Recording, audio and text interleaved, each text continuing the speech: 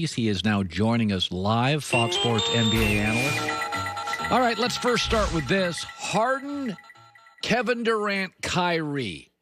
It sounds entertaining. Do you think it fits? No, I don't think it fits. I don't see how it fits. I'm fascinated to watch this experiment. I mean, look, it's the first thing that has actually caught our interest or attention in this NBA season. I was asked the other day, give somebody a 30-second synopsis of what's happened, what's transpired in the league to this point. This was prior to the trade. And I was like, nothing has happened. The Lakers are the best team coming out of last season. They're still the best team in the league, and I don't see who is going to oppose them. Now at least we have this potential of the Nets being that team. But Colin, I'll ask you, I've never seen a situation where you take three unhappy people and you bring them together and they find happiness together. If there's a story out there like that, I've yet to hear it. Do you think Kevin Durant, he would never admit it, but does have a little regret choosing Kyrie over Steph today? I don't believe that he has regret over making the choice between the two. Does he have regret that he hitched his wagon to Kyrie? There has to be some thought about this is not going the way that I anticipated it, that it would. But what he was never going to get being with Steph was the recognition of his full capabilities. He was the two-time finals MVP, and yet it was still looked at as Steph's team and always was going to be, and that Steph was the driving force behind those championships. So KD was seeking that, and that's what makes this Harden edition interesting, because now if they end up accomplishing something, KD still will not have received the recognition that took him to Brooklyn in the first place. It will be, they found out pretty quick that KD-Kyrie combination wasn't enough. They needed to add a third piece to make it happen. And I believe that KD, look, I agree with him in that he has never been given his just due when it comes to who and what he is as a basketball player.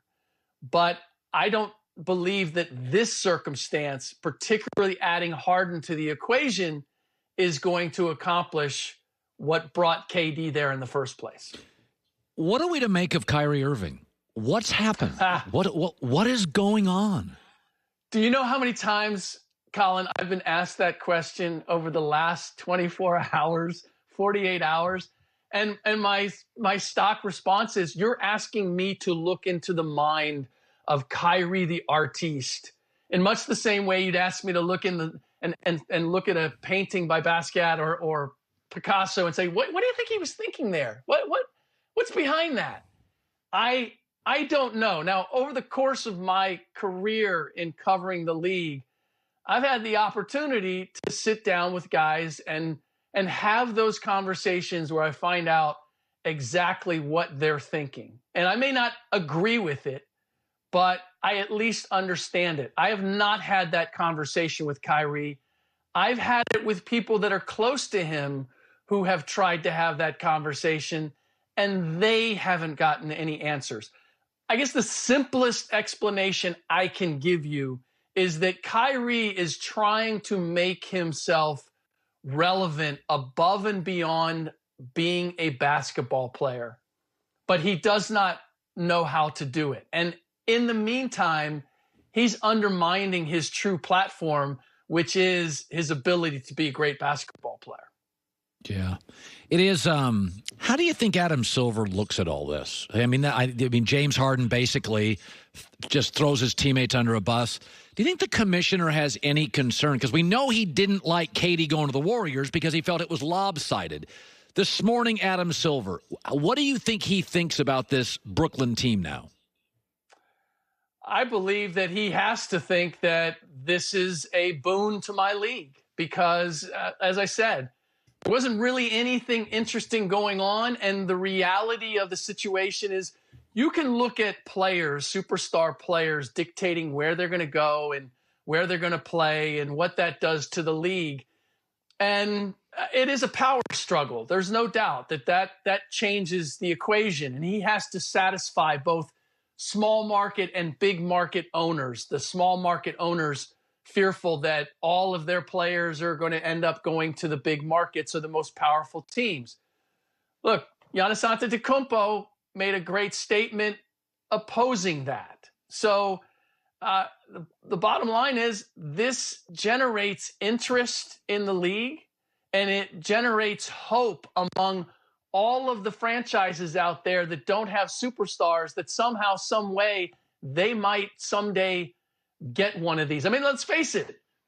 We're talking about 3 superstars going to the Brooklyn Nets. Yeah. If that doesn't engender optimism among other franchises that haven't had this opportunity, well, it well should. It well should. Whether it's realistic or not among their fan bases, it should. And let's face it, the attraction and the popularity of the league has now shifted to transactions. Yeah. The hope of a player going someplace, as opposed to the idea that, I watch the game and my team winning or losing is what attracts me. It really is. It's the possibilities is what makes the NBA own as much of the sports landscape as it does.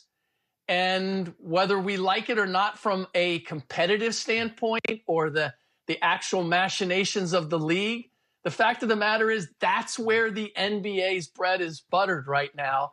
And this adds to that. Yeah, good stuff, Rick Bucher. Good seeing you, bud. Haven't talked in a while. Thanks, man. I know. Same, Colin. Go the extra mile. Very own upfitted Mercedes-Benz Sprinter van. You could win. It's Fox Sports Radio's ultimate tailgate rig sweepstakes. You have until January 24th to sign up. So, I mean, it's funny. I grew up in the Pacific Northwest. The NBA's always been a players' league forever. You could go look up Google Spencer Haywood. He was a great player for the Sonics. He was one of the first guys that said, hey, I'm going to go where I want to go. So I've never had a play. I've always defended players being mobile. I've always understood it's a players' league. I don't like what James Harden did to his teammates. That part is Bush League to me. But I like player mobility. For selfish reasons, it's interesting. I mean, the NFL didn't even used to do trades before Jimmy Johnson. I cannot wait for March. I care where every weak side defensive end goes, and that's a fun part. So I have no problem with mobility. I just think on your way out, you should give your team everything. You owe your teammates. I mean, to some degree, you own the fans. The fans pay your salary.